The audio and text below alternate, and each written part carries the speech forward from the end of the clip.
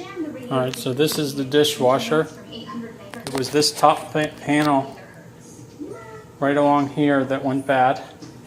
You can see now the lights are all working. Before it was stuck on rinse only, just one light, and it was kind of dim.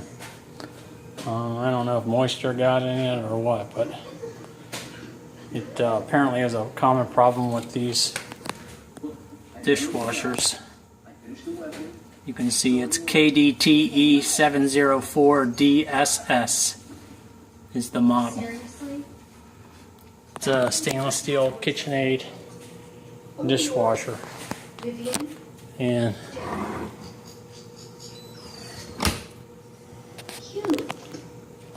now it seems to be working.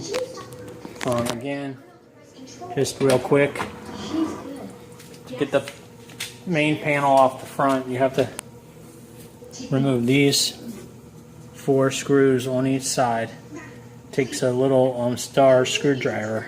You can get them at the hardware store if you don't have one.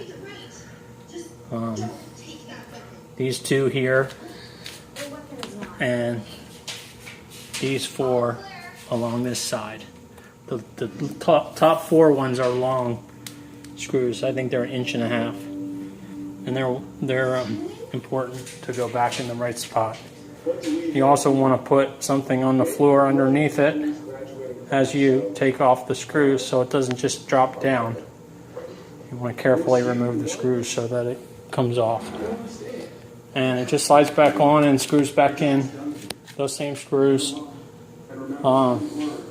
And then it just, you tighten them all up, and then hit resume, and then hit go. And there we have it. Should be working. If we have any other problems, we'll post another video. This is part 2 of a 2-part on how to fix the dishwasher, KitchenAid dishwasher.